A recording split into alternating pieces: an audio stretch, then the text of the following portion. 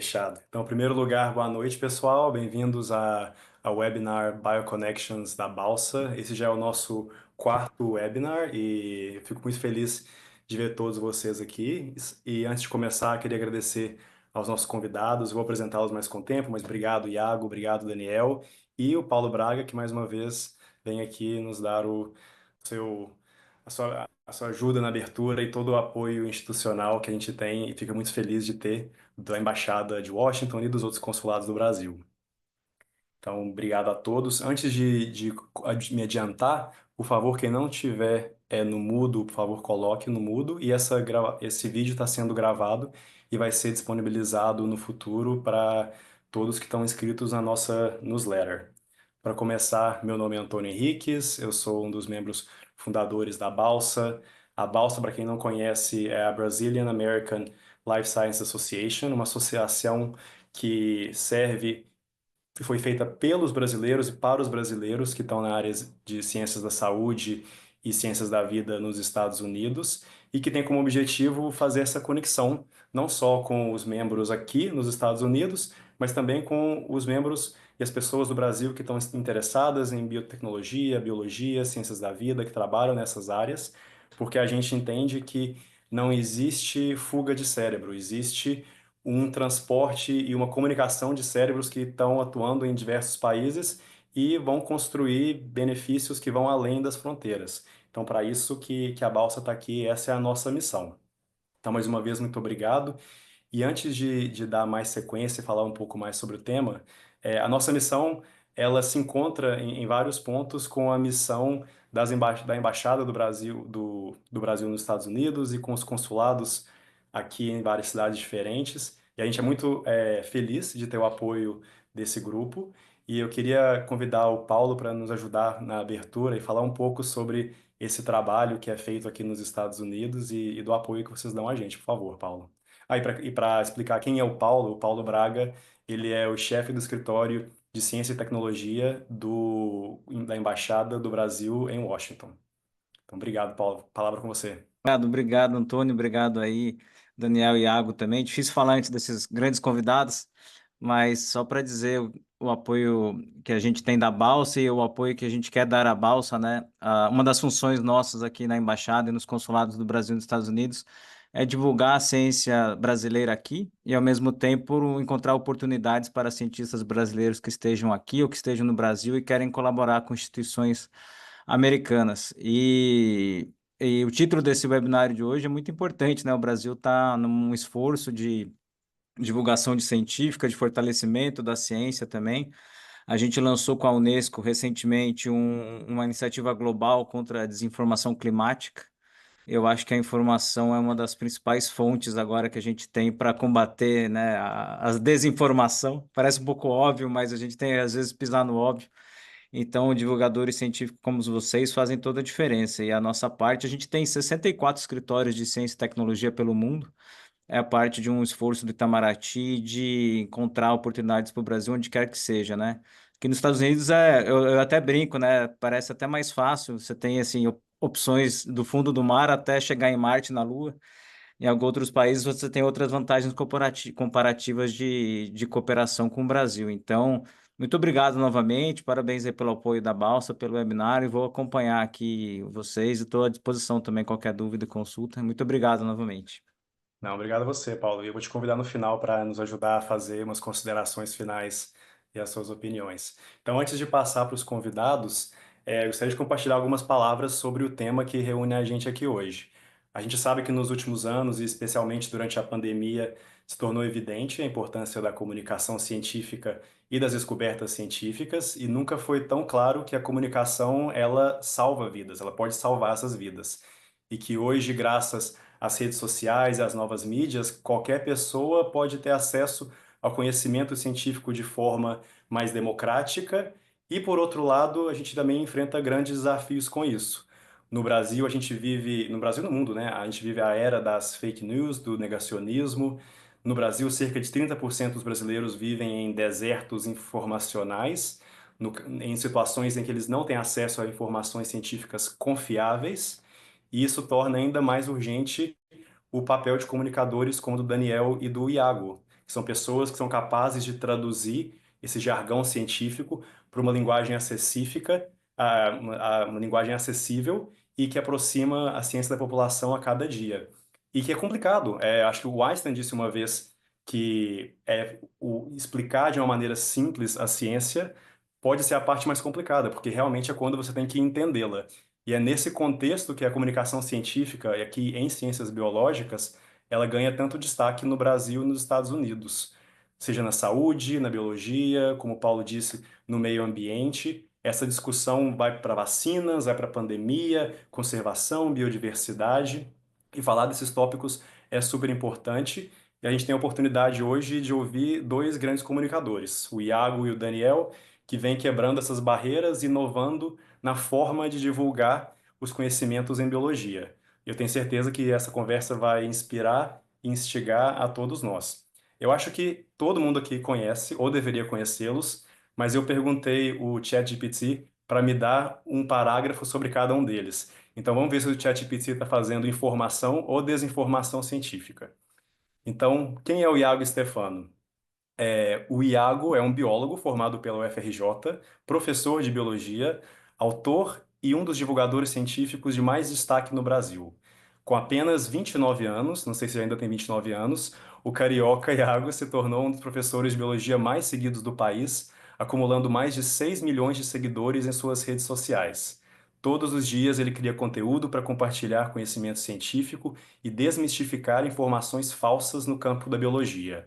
Seus vídeos e posts se caracterizam por um estilo leve, divertido, didático, uma combinação que engaja especialmente os jovens. E por meio de seus trabalhos na rede, o Iago luta por uma sociedade que valorize cada vez mais a ciência e a educação, mostrando que aprender biologia pode ser acessível e até divertido. Daniel, quem que é o Daniel segundo o ChatGPT? Cientista e comunicador que une uma carreira de ponta em biotecnologia com a paixão de divulgar ciência. O Daniel é PhD em engenharia biomédica e atualmente atua como lead scientist na startup Biodevec, em Boston, desenvolvendo soluções tecnológicas inovadoras na área da saúde. Foi reconhecido como um dos inovadores do MIT. Nos últimos tempos, o Daniel também vem se destacando como influenciador científico nas redes sociais, começou a postar conteúdos em seu Instagram e apenas 6 meses seu perfil explodiu em alcance online. Hoje ele produz vídeos em posts em português, no quais explica conceitos científicos complexos de forma simples para o público. O Daniel costuma dizer que quer ser uma referência para mostrar aos jovens que a ciência é um caminho valioso para mudar o mundo. Então, para começar, como que vocês chegaram aqui? Como que vocês saíram da biologia? Eu sou biólogo, não é um caminho lógico, fácil. O que trouxe vocês e por que vocês estão aqui fazendo comunicação científica? A gente pode começar com o Iago, talvez. Tá.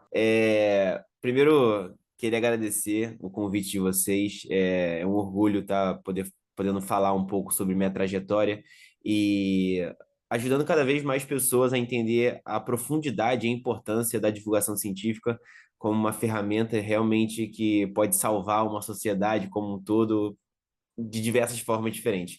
Mas respondendo a sua pergunta, eu sempre fui um amante da biologia por N motivos diferentes, né? Sempre tive um carinho muito grande pelo nosso ambiente, pelos animais. E eu comecei a perceber que, junto a esse carinho que eu tinha pelo meio ambiente, pela vida, eu também tinha uma facilidade muito grande em ensinar, né? Então, não só a biologia, mas às vezes eu comento isso, que eu ensinava matérias para os meus amigos e os meus amigos iam melhor na prova do que eu que ensinava para eles os conteúdos, né? Teve uma prova de matemática que foi marcante, que eu fiquei a tarde inteira estudando com duas amigas, elas tiraram as duas 9 e pouco e eu tirei 5. Eu falei assim, não, tem alguma coisa errada aí, ou tem algum problema, ou realmente eu sou bom em ensinar, em transmitir informação, mas não em fazer uma prova. E aí, com o passar dos anos, eu numa família de professores, eu comecei a perceber que eu podia unir a profissão professor, ensinar aquela facilidade que eu tinha com o amor que eu tinha pela biologia. Eu uni tudo isso e eu virei basicamente um professor de biologia. Agora, como que o Iago, professor de biologia, se tornou quem é o Iago hoje? Aí é um caminho um pouco mais complexo, mas basicamente tudo começou quando eu comecei a dar aulas para um público muito jovem que consumia muito TikTok E a cada semana diferente eu ouvia uma informação mais cabeluda do que a outra. Era, um tubarão de 20 milhões de anos atrás foi encontrado no Triângulo das Bermudas. Ou uma sereia foi encontrada na costa dos Estados Unidos. E aí eu via que as crianças realmente acreditavam nisso, né? E aí eu falei, cara, ao invés de fazer vídeos longos, né, ensinando, às vezes um mercado que também já está muito saturado, por que não desmentir todas essas notícias falsas que se tem na internet? E a partir daí, as pessoas realmente me transformaram, né, pela cabeça delas no terror do TikTok. O cara que destruía os divulgadores de fake news. Então, o conteúdo mudou um pouco porque eu comecei a entender que não dava só para poder desmentir, que eu também tinha que criar, mostrar algumas coisas interessantes que não eram faladas, mas de uma forma muito resumida, eu cheguei hoje aqui conversando com vocês justamente por isso, por esse amor por ensinar, esse amor que eu tinha pela biologia e esse caminho que eu trilhei no meu início na internet, que fez com que tudo chegasse aonde está hoje. Super legal. Quando você postou seu primeiro vídeo, Iago, você lembra? Então, eu comecei fazendo vídeos longos para o YouTube, né? Bem estilo videoaula mesmo, um quadro, uma louça toda colorida, toda bonita e tal, ensinando todos os conceitos possíveis, né? Desde botânica até genética, enfim. Mas foi mais ou menos em julho de 2021. Julho de 2021 foi realmente o primeiro vídeo assim meu que eu falei, cara, eu entendi o que eu preciso fazer e eu não posso parar agora, entendeu? Então, eu marco a partir daí, meados de 2021, ali na pandemia. Difícil contar minha história tão curta comparado com um doutorado já de tempo que o Iago já está nesse caminho. Iagão me ensina muito, galera. Todo dia eu mando uma mensagenzinha para ele me dar uma dica aí. É, pessoal, eu comecei a fazer divulgação científica meio que sem querer. O que que aconteceu? Eu já contei essa história algumas vezes, mas eu não tô brincando. Botar minha cara na internet e sair falando pra galera nunca foi uma opção pra mim. Eu nunca pensei, eu quero fazer isso. Eu tenho esse caminho ou fazer isso também. Nunca foi. Mas, cara, quando você tá no teu laboratório, isso foi em 2024, em abril, pessoal, de 2024. 1 ano e 2, 3 meses, sei lá. Você tá lá no teu laboratório, aí vem o Luciano Huck e posta sobre você durante 5 minutos para 21 milhões de pessoas. Aí eu falei, cara, eu vou ter que começar a falar, porque eu senti que até o feedback que ele me deu também foi algo no sentido de, cara, você tem que começar a falar, isso pode ser inspirador, isso pode ajudar muito as pessoas, etc. E eu comecei timidamente. Aí se vocês forem olhar meus primeiros vídeos, bem mal feitos, alguns eu prefiro que vocês nem olhem, mas enfim, é assim mesmo o processo. E, cara, foi crescendo, eu fui acertando. Eu sou um cientista no sentido de fazer experimento, né, pessoal? Então eu faço muito experimento, eu posto uma coisa que tem uma pegada diferente para ver como é que é a receptividade. Funciona, vamos naquela direção de novo. Então é muito tentativa e erro tem uma ciência por trás das redes sociais. Então eu fui progredindo assim, né, e me soltando. Ainda estou nesse processo e, porque não é fácil também se expor, mas eu acabei entrando num caminho onde eu estou confortável fazendo o que eu estou fazendo e a coisa está indo bem. Eu estou muito, muito feliz, assim, muito, muito retorno e eu não diria que o meu perfil explodiu, como o ChatGPT disse, mas eu diria que o meu perfil ele está ganhando solidez cada vez mais.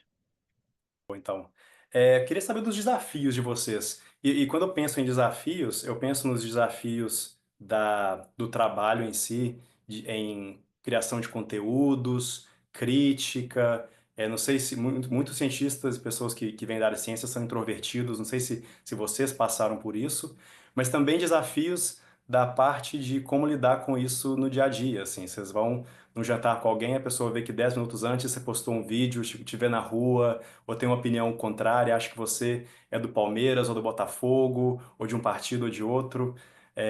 Vamos começar agora com o Daniel e passar para o Iago. O que que torna isso um pouco complicado que você esperava ou não, assim, ou histórias interessantes? Cara, o problema é se a pessoa for flamenguista. Aí não tem volta, entendeu? Se for flamenguista, não tem o que fazer. Mas tirando isso, Tô brincando. Então, é um bom tema esse. Realmente, eu prefiro dar minha resposta mais focada na timidez, e eu vou deixar o Iago falar mais o que ele quiser falar. Mas eu acho que esse lance da timidez em relação a quem está envolvido fazendo ciência é muito, muito, muito comum. O cientista, ele tem esse estereótipo, e quando eu falo cientista, pessoal, não precisa ser um cara de laboratório, pode ser um cientista de dados, pode ser alguém que é acadêmico, não tem essa, mas alguém que normalmente está fazendo algum tipo de pesquisa, algum trabalho relacionado à pesquisa, ou dar aula também, em geral, tem muita. Dá um certo. Tem um estereótipo por trás de ser aquela pessoa nerd, aquela pessoa introvertida, aquela pessoa estranha, aquela pessoa que é meio socialmente, a gente fala em inglês, socially awkward, estranha, né, socialmente. E, cara, isso é verdade no sentido de que existe esse subset de pessoas, mas não é só isso, e quem era assim pode mudar. Existem estratégias, né, e maneiras, né, que você pode aprender para acabar se soltando. Não é à toa que os cursos, por exemplo, acadêmicos de doutorado, eles têm muitas aulas em vários institutos do mundo de como falar em público e etc. Ou seja, existem estratégias para você melhorar a sua comunicação. E a gente vai falar muito disso hoje, mas eu já estou me adiantando.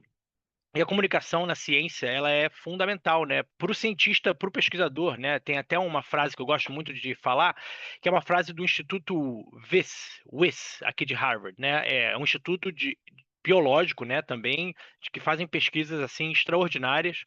E eles têm uma frase em inglês que é assim: breakthrough discoveries don't make an impact if they don't leave the lab.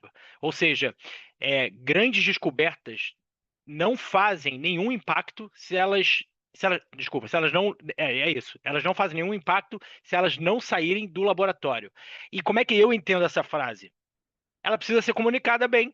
A descoberta, um artigo científico revolucionário, ele só é revolucionário porque as pessoas entenderam o valor dele. E para entender tem um trabalho de comunicação. Então assim, talvez seja um pouco radical falar isso, mas eu diria que o pesquisador e cientistas não tem muita opção. Você tem que aprender a se comunicar, mesmo se você for esse estereótipo nerd, etc. Boa. E você, Iago, quais são os desafios que você identificou nessa carreira? Pô, acho que eu poderia ficar até 9 horas aqui falando dos desafios, porque, assim, é uma Conteúdo. quantidade de desafios, assim, enormes e assim, alguns bem, bem drásticos e tal. Mas eu acho que essa questão, primeiro eu só vou dar uma pincelada no que o Dani já falou, mas essa questão da timidez não foi um grande problema para mim, porque eu já era professor, né? Eu comecei já desde cedo com estágio, dando monitoria em colégios, depois eu me tornei um professor. Então, eu só fui aumentando o tamanho da minha sala de aula, né? Hoje eu falo que a minha sala de aula é a internet, que é a maior sala de aula que existe. Então, a timidez ela é vencida você errando, tentando, como a maior parte das coisas da ciência, né? Mas assim, de coração, do fundo do meu coração, existem muitos desafios em se comunicar a ciência. Muitos, muitos, muitos, muitos. Você tem desafios nas plataformas. Então, por exemplo, eu sempre uso esse exemplo porque as pessoas às vezes não, juro, as pessoas não acreditam. Se eu tenho que criar algum conteúdo que eu preciso citar a palavra sangue, eu tenho que dizer o líquido avermelhado que corre nas nossas veias. Nossa. Então, só para vocês terem a ideia de que algumas coisas não são tão simples quanto parecem. Nisso, já perdi uma frase que poderia estar sendo usada para falar outra informação mega importante. A gente também tem muitos problemas em relação à questão da própria comunidade científica. Porque, vamos supor, eu tenho 29 anos, sou de 95. Tem pesquisadores que em 90, em 80 e pouco, já estavam estudando o assunto que eu estou falando hoje, em 2025. Como que um pós-doc vai olhar para essa cara aqui falando de um assunto e vai falar, pô, esse menino não deve saber de nada, né? Então, rola muito essa questão de ego, essa questão de, eu sei mais do que você, essa frase aqui você talvez poderia ter falado de outro jeito. Então, infelizmente, a gente sabe como tudo na vida, como a humanidade funciona, o ego muitas vezes é muito inflado e acaba prejudicando. Quando a gente sabe que o meio científico é um meio que, para a população, de uma forma geral, já é difícil de chegar. Quando a própria comunidade científica se vira contra ela mesma, isso é um dos maiores desafios que eu vejo acontecendo. Então, só para dar mais um exemplo, exemplificar isso que eu passo. Às vezes eu vou em algum evento que tem uma página ali que faz um trabalho super interessante de conservação, de preservação, enfim, e as pessoas não me conhecem. Eu vou lá, chego na pessoa, no responsável, no coordenador, enfim, falo: oi, tudo bem? Meu nome é Iago, eu trabalho com divulgação científica. Eu adorei seu projeto, queria muito divulgar nas minhas redes sociais. Queria saber se a gente poderia marcar um encontro, enfim, qualquer coisa. A gente pode bater uma ideia. Não, tá bom, beleza. E me deixa falando sozinho. Sendo que o meu objetivo é só ajudar. É pegar, às vezes, um trabalho de um doutor que ficou 4 anos naquele projeto e fazer com que isso seja um vídeo viral de 1 minuto, de 1 minuto e meio, explicando um paper super relevante. Então, assim, existem centenas de desafios. Centenas mesmo. Mas eu acho que com o tempo, com algumas dicas que a gente vai dar hoje, você vai conseguindo aprender a lidar com isso. Tá? Não, ótimo ponto. E eu acho que dá para conectar o seu ponto com o do Daniel. Paulo, por favor. Eu achei muito interessante o que o Daniel falou e uma experiência que a gente teve. A NASA fez uma visita aqui à NASA de Goddard com o corpo científico, o corpo diplomático aqui em Washington. E a gente ia passando por diversos laboratórios. E, Daniel, tinha esse estereótipo do nerd, né? A pessoa tá lá na NASA vendo como a gente vai chegar em Vênus. E a cada laboratório e eles tinham que se explicar para os diplomatas em linguagem fácil o que eles estavam fazendo, né? E aí toda hora eu duvidava, eu falava: esse aí vai se enrolar, esse aí vai se enrolar, esse aí vai gaguejar que tá super nerd. Mas eu me lembrei porque foi a questão de treinamento. Você via que a pessoa entrava num track, assim, ela entrava num modelo de fala, ela estava tímida, não era o natural dela, mas ela falava e passava tudo que ela tinha que falar. Então, assim, as universidades aqui têm esse treinamento, né, de fala com o público, de debate, que eu acho que é importante também. E essa da timidez faz diferença. Falando só um pouquinho de clima, que é a minha área de mudança do clima, uma entrevista de um cara que falava bem no Jô Soares fez um estrago até hoje nas pessoas, falando que a mudança do clima não existia, que esse vídeo roda até hoje. E assim, é um cientista de 1 milhão, com pensamentos totalmente retrógrados, mas que falava bem e que teve uma exposição. Então, a luta é um pouco cruel, assim, quando você pega uma pessoa para destruir, mas que fala bem, essa pessoa às vezes ganha mais credibilidade do que os outros que estão fazendo pesquisa, publicando paper com muito mais dados e profundidade, né? Mas era só para falar isso, que a timidez pode ser vencida, e eu acho que isso é importante também. Não são todos que têm o talento de vocês, mas é uma parte importante de ser cientista nesse século também, né? Sim, eu espero que a próxima geração consiga fazer esse trabalho de comunicação que vocês estão fazendo, mas para muita gente talvez não vai ser possível. E o projeto que começa antes com alguém que faz a hipótese, alguém que vai ao laboratório, alguém que publica, ele não termina se alguém não comunica. E eu acho, Iago, é uma pena, é um desserviço quem acredita que é diferente. E falando nisso, então vocês descobriram a fórmula de como chegar nas pessoas e como atrair pessoas que estão vendo vídeos de assuntos talvez que competem com vocês, do vídeo, do filme da Pixar ou a dança mais viral. Como vocês pegam a atenção daquela pessoa e educam ela nesse ambiente de hiperinformação? E eu posso começar, vamos começar agora com o Iago e passo para o Daniel. Eu acho que eu e Dani vamos entrar num consenso nessa pergunta que não é fácil, tá? Não é fácil. Apesar de as pessoas às vezes verem alguns números nossos e falarem: ah, eles descobriram qual é a mina do ouro. Não. A gente tem vídeos virais, mas muitos que são cabeçada na parede. Assim, né? O que eu gosto muito de fazer, que é a minha prioridade, é realmente achar assuntos que estão mais em alta, né? Porque quando surge algum assunto que todo mundo quer saber, todo mundo tá procurando, se você for ali e falar, você tem grandes chances de captar a atenção daquele público. Quando o assunto ele não faz parte do seu núcleo, do seu nicho, você pode fazer, que o Dani faz muito isso, eu faço até menos que ele, que eu deveria fazer mais. O Dani consegue pegar, às vezes, temas que às vezes são da cultura pop, né? E fazer um link com o meio acadêmico, com o meio biológico, com o meio científico. Então, você pode fazer ganchos que aproximam aquele conteúdo das pessoas por meio de informações que estão em alta.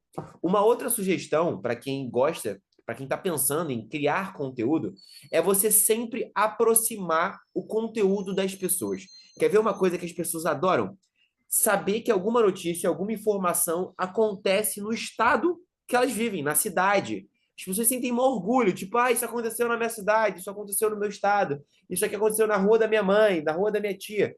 Então, as pessoas elas se sentem muito mais interessadas com informações que estão próximas a elas. Então, por exemplo, vou dar um exemplo assim, bem prático.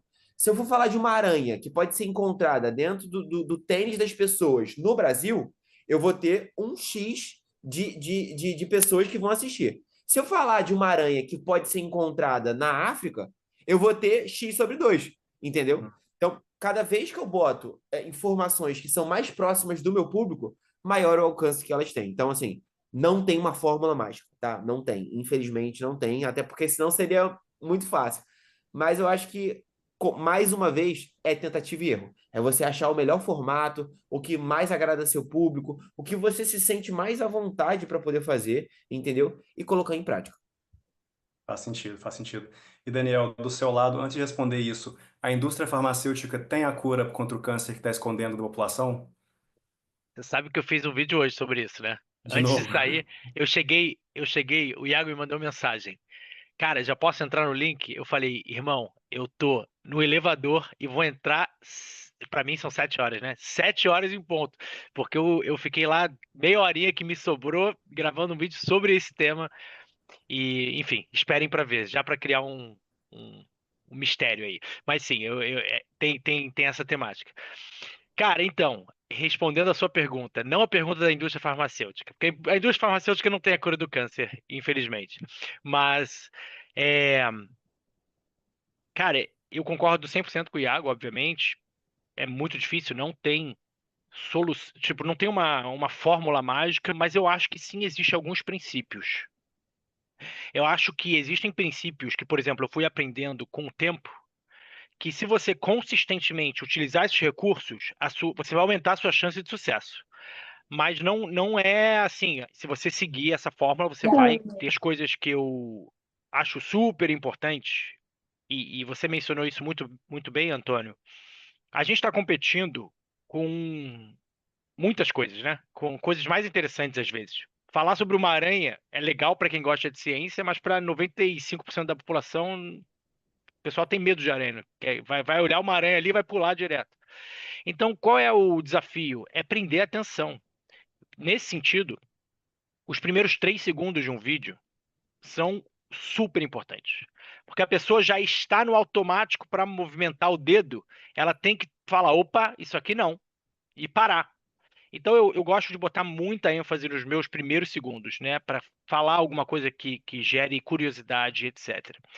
Mas também tem muitas das coisas que a gente estava falando aqui também, sobre o que atrai e não atrai, eu acho que um dos princípios, talvez mais, que o Iago falou que eu faço muito bem, que é trazer elementos da cultura pop, eu acho que está inserido num princípio que eu tenho para mim mesmo.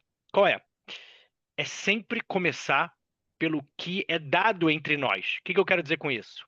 Antônio, você cresceu em outro lugar do Brasil, você tem outro background do que eu, mas se eu falar para você que o remédio de dor de cabeça pode ter efeito colateral, você vai escutar e falar, é verdade, pode. Não preciso ter um conhecimento prévio para saber isso.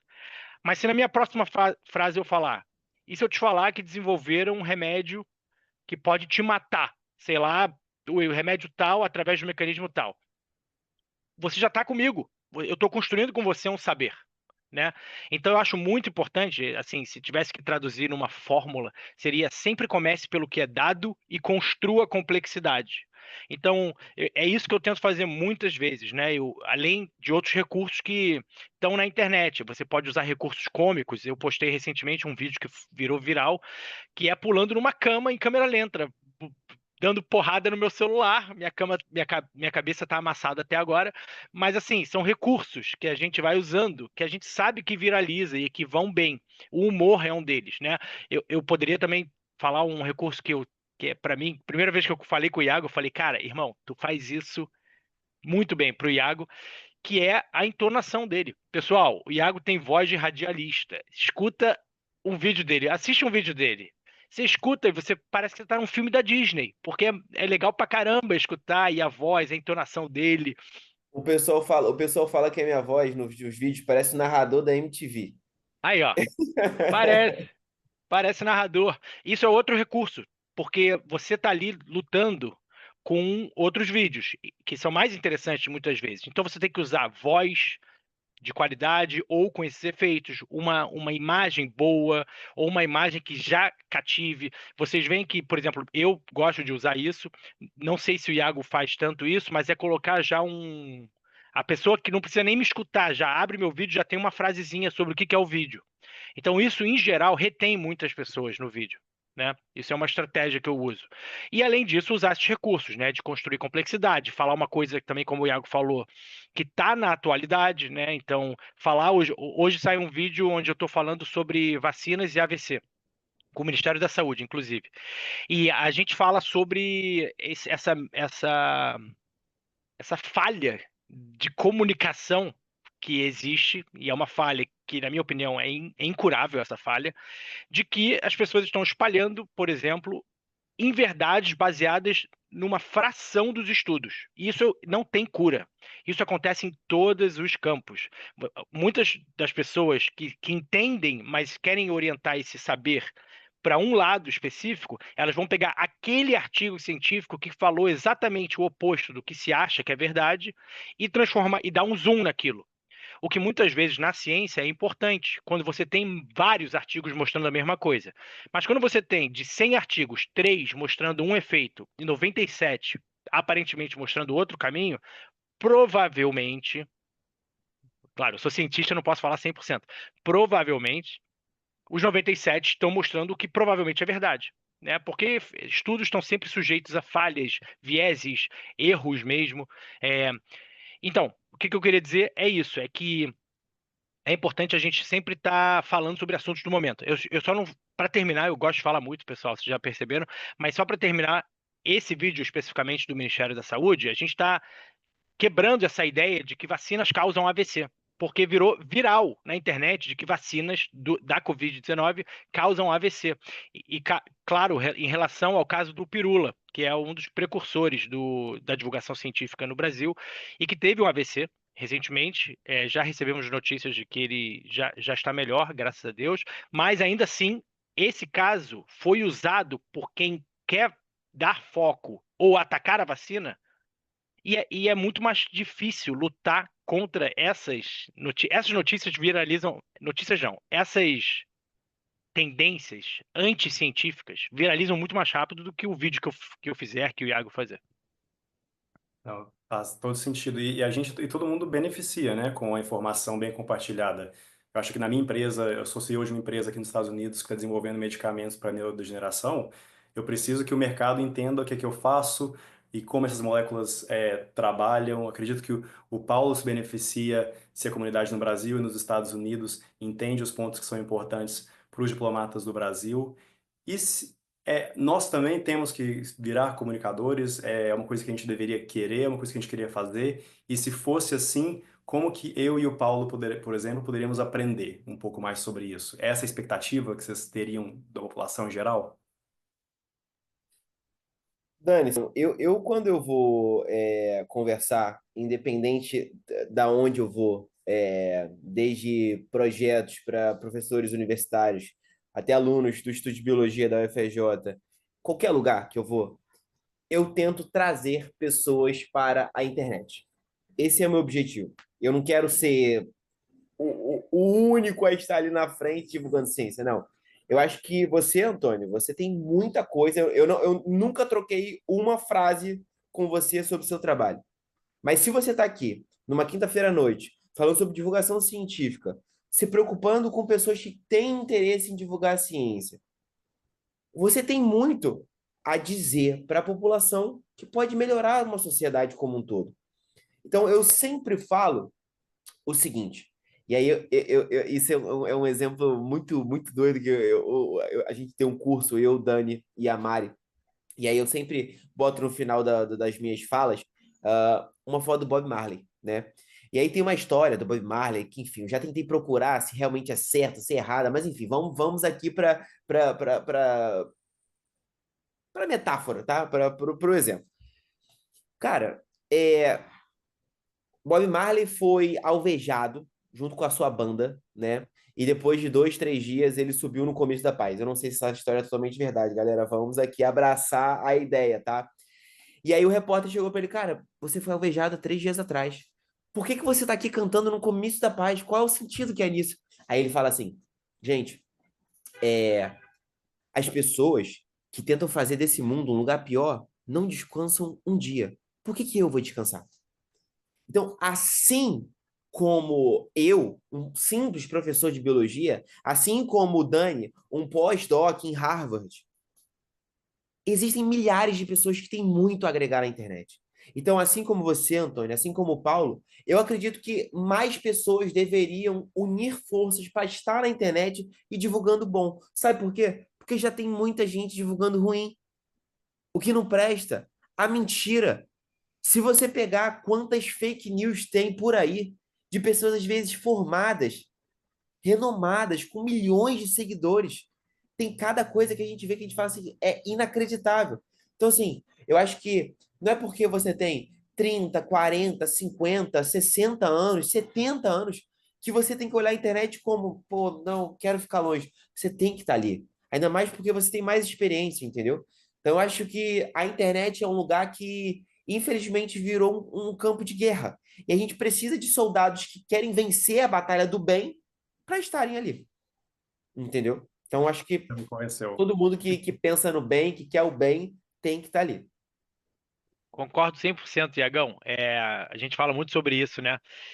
Realmente, pessoal, vou dar uma estatística para vocês. O Brasil, não estou falando dos Estados Unidos, porque nos Estados Unidos também é verdade, tá? Mas no Brasil, o Brasil está numa das menores porcentagens da história de vacinação infantil.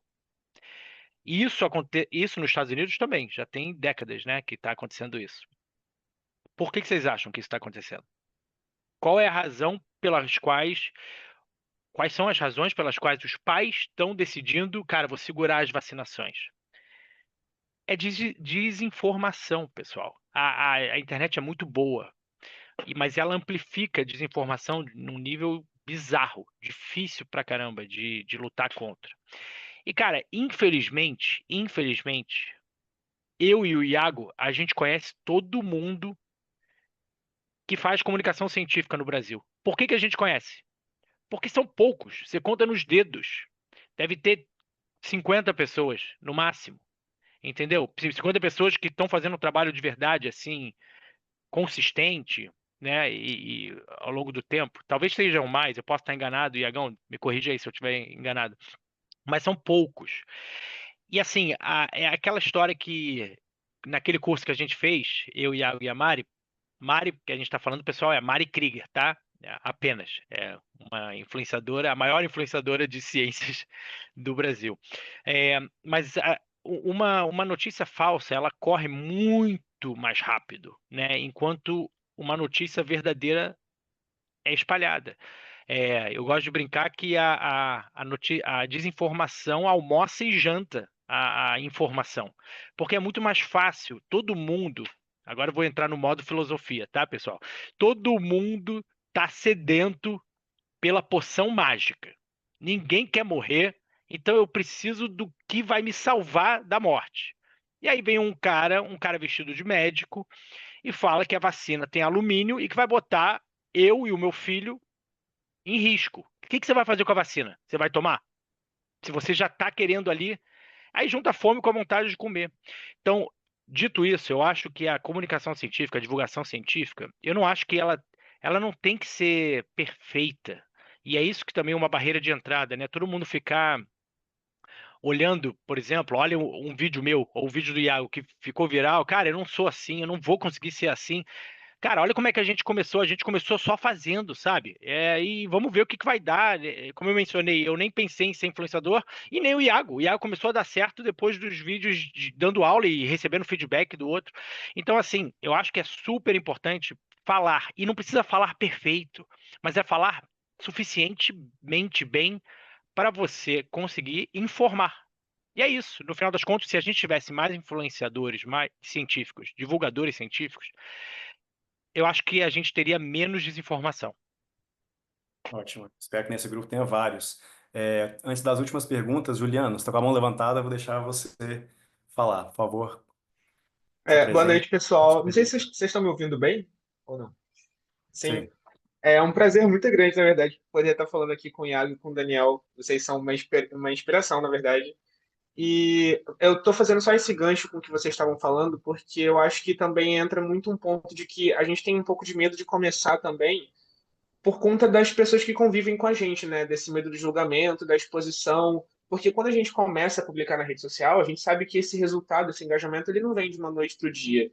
Então a gente parece que está falando sozinhos, entre aspas, né? E aí tem o julgamento do pessoal que convive com a gente, então acho também que isso acaba minando um pouco muita gente que tem potencial de crescer e de informar com responsabilidade, né? Que eu acho que é o foco. Juliana, obrigado pela participação, obrigado pelo carinho, tá? Obrigado por você ter falado com a gente, porque o Dani, professor, eu, professor, então a gente fica falando muito aqui, mas a gente quer a participação de todo mundo. Fiquem à vontade, tá, galera? Uma coisa muito interessante que você falou, que né, margeia o que você está falando, é começar a criar conteúdo na internet é uma das coisas mais difíceis que existem. Começar. E a segunda coisa mais difícil em relação a criar conteúdo na internet é você não parar. Não desistir depois de o primeiro vídeo ir mal, no segundo talvez ir mal, no terceiro ir mal, no centésimo ir mal. Uma hora pode ser que gire, entendeu? E assim, nem sempre as pessoas ao seu redor vão realmente torcer por você. Mas se você acredita que você tem a agregar, que você tem o que divulgar, você tem que falar, irmão, esse sou eu sei o que eu tenho que divulgar e segue. É o teu sonho, corre atrás, entendeu? Então, assim, não fica preocupado com a opinião dos outros, porque se for assim, irmão, é o teu sonho, não é o sonho deles, tá? Então, quando for assim, ignora, segue, você sabe que você está no caminho certo. E só para agregar essa resposta, e Juliano, tamo junto aí. Obrigado aí pelo carinho mais uma vez. Cara, eu acho que você tem que ter bem claro para você que você está fazendo a tua parte, sabe? Cara, eu tô entregando e vai ser julgado sim, e aí tá tudo bem. Muitas vezes a gente acha que eles vão falar, estão falando, olha como é estranho esse garoto que tá fazendo isso, mas às vezes não vai acontecer nada disso. Você não sabe também o que vai acontecer. Então, muitas das vezes, quando eu comecei também tinha esses receios, né, de caraca, sei lá, meu meio não vai ver estranhamente, mas cara, recebi maior apoio. Então, talvez você receba grande apoio, sabe? Não ache que o julgamento, ele realmente. E na prática, o julgamento não muda nada. Tipo, ele não tem efeito. Nós somos cientistas aqui, né, pessoal? Somos pessoas da ciência. O julgamento de alguém a 2 quilômetros daqui não vem até mim, não toca na minha pele. Isso tá lá pra pessoa. Então continua na sua, sabe? Ótimo. A gente está indo já para os minutos, os últimos 10 minutos. Queria fazer uma pergunta para vocês, deixar a conversa num tema mais leve. Qual que é a fake news que vocês mais pegam no pé, que vocês gostariam de que fosse embora, ou que vocês acham mais ridícula? E qual foi algum momento marcante no qual vocês conversaram com alguém, ouviram algo e pensaram assim, nossa, valeu a pena a crítica, valeu a pena os primeiros vídeos, é isso que faz eu fazer o trabalho que eu faço. Vou começar com o Iago e depois passar para o Daniel. Pô, essa primeira pergunta são tantas. Tem tanta coisa que a gente ouve e fala, é inacreditável. Então, eu vou. Eu tô assim, realmente. Eu vou pela segunda pergunta, tá? Não, eu tô pensando aqui na primeira. A primeira tá me abraçando muito, mas Pode voltar nela depois.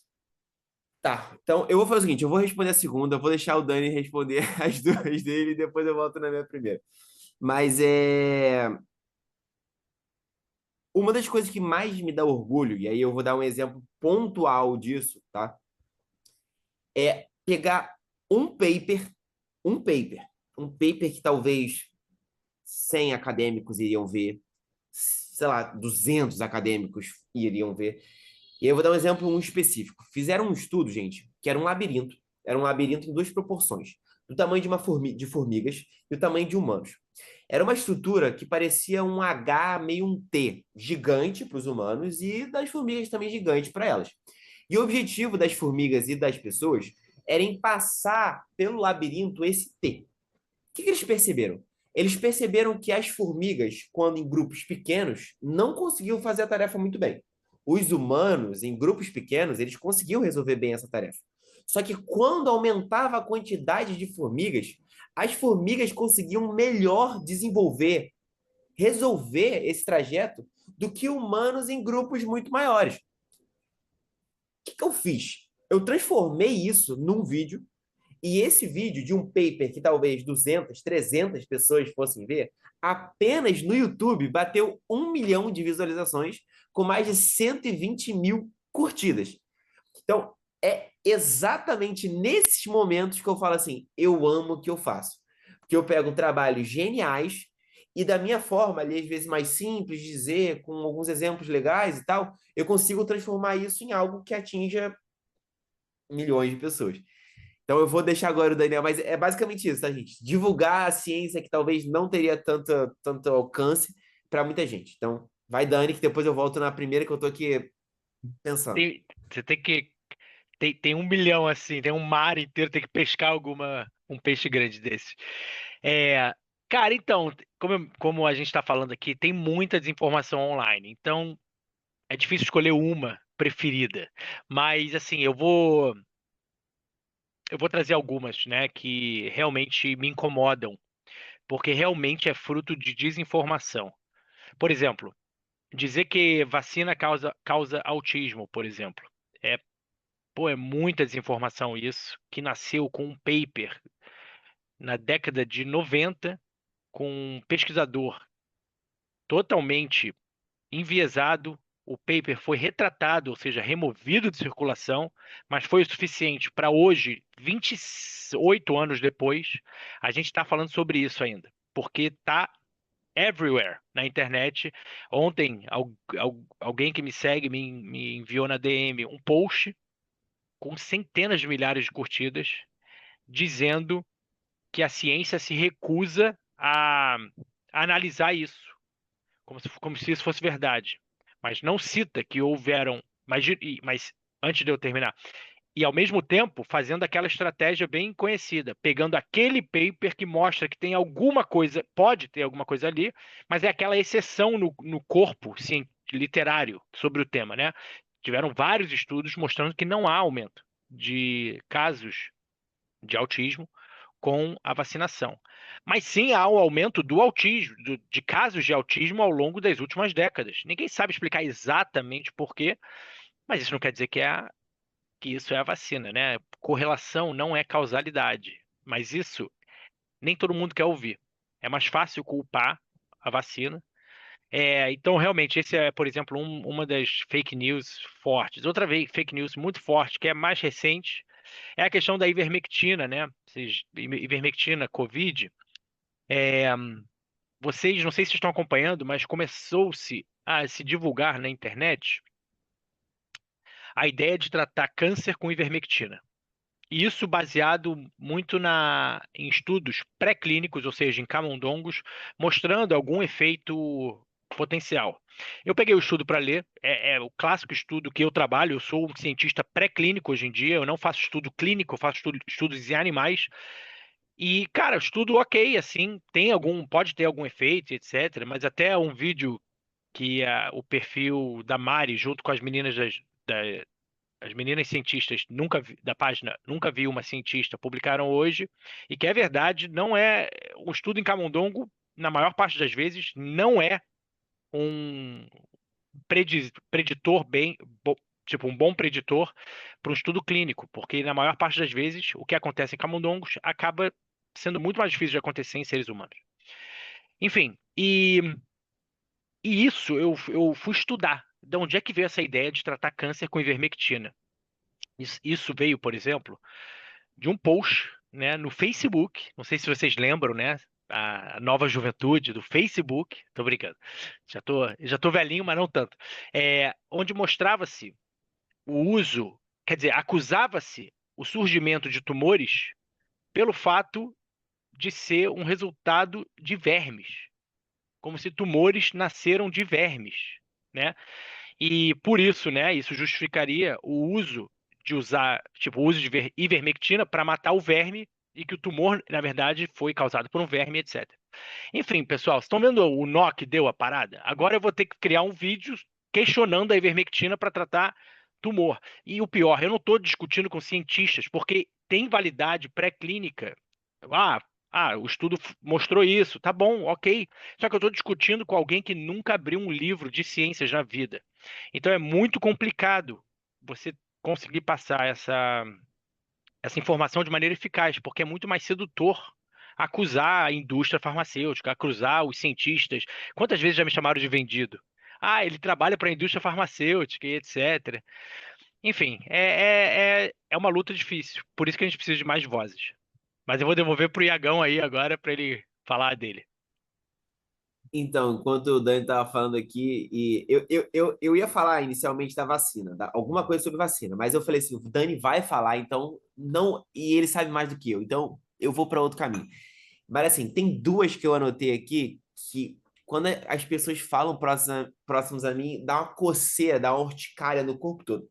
Primeiro, a Lua é mais conhecida do que o nosso oceano, a gente só conhece 20% dos nossos oceanos. Por quê? Por quê? Porque tem alguma coisa lá embaixo que a ciência, os humanos não querem encontrar, não querem despertar. Meu irmão, não, não. A gente não precisa para ir lá no fundo da Fossa das Marianas para poder saber que algumas coisas não podem estar lá. A gente pode fazer estimativas com os dados, enfim, com diversos parâmetros. Mas a mais atual, e que aí respondendo de forma mais enfática o Antônio, que é, se você pudesse extinguir uma fake news ou uma discussão e simplesmente caminhar todas as pessoas que defendem o outro lado para um lado só, que não existem mudanças climáticas. Isso para mim é a maior bizarrice, assim, cara, assim, eu não consigo nem descrever, porque né, é uma coisa tão assustadora, tão bizarra alguém falar que mudanças climáticas não existem, que, assim, eu gosto de ouvir as pessoas tentando defender, mas eu só ouço para poder me divertir e ficar triste, porque vai vir alguma coisa tenebrosa, vai vir alguma coisa muito triste.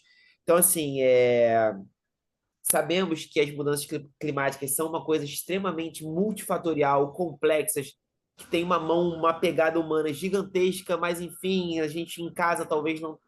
Enfim, é uma discussão muito grande, mas se eu pudesse, se eu tivesse esse poder, Antônio, de extinguir realmente uma fake news da sociedade como um todo, seria todas as pessoas terem noção que as mudanças climáticas não são um futuro, são a realidade da humanidade. Fantástico, porque eu estava para chamar o Paulo para me ajudar nas considerações finais. Paulo, o que a gente faz com as mudanças climáticas, a desinformação científica e quais são as suas considerações finais para a gente? Obrigado a vocês aí pelas dicas. Também apoio que todos comecem, porque cada um tem o seu caminho. Às vezes você não vai impactar uma grande quantidade, mas se você impactar uma, duas pessoas já é o suficiente. E certamente vocês vão ouvir de alguém, pô, comecei a seguir seus vídeos e me interessei por isso. E a gente está falando de ciência, né? O Brasil também tem uma carência de cientistas, né? O que a gente tem de advogado, a gente não tem de cientista, né? Então, e tem a famosa frase, ver para crer e ver para saber que eu posso ser, né? Então, quando você vê um cientista tendo uma divulgação legal, ou ocupando espaços, por exemplo, no TikTok, competindo com atenção com outras profissões, a pessoa, o jovem, a criança vai querer ser, vai se interessar e vai estudar, e a gente sabe que o Brasil precisa de mais cientistas, né? O Iago roubou minha fake news preferida também, que é a mudança do clima. Eu vou talvez falar da reciclagem. Eu acho que todo mundo confia muito na reciclagem e a gente ainda está longe de conseguir reciclar tudo que a gente consome. Então, eu prefiro. Acho que essa é uma das fake news que a gente podia combater também, que tudo que você joga no reciclável vai ser reciclável, a gente tem que consumir um pouquinho menos. Mas agradecer a oportunidade. Acho que a gente falou bastante de divulgação científica, que é algo que a gente tenta fazer, e divulgação científica brasileira, que não é simples, né? você atingir. Vocês têm a possibilidade. Agora tem muita piada que a gente está invadindo Portugal e os países da CPLP com a nossa língua, né?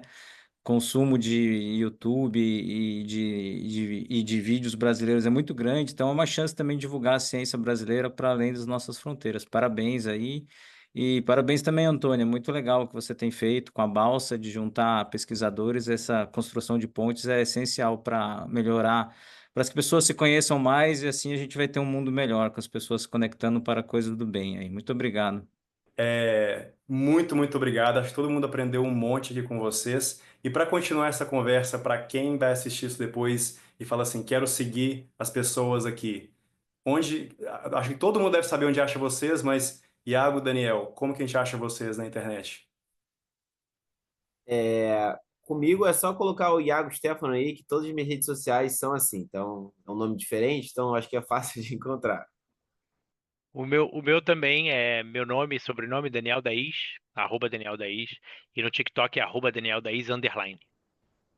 Fechado. Então, muito obrigado pelo serviço de vocês. Obrigado, Paulo, pela parceria de sempre.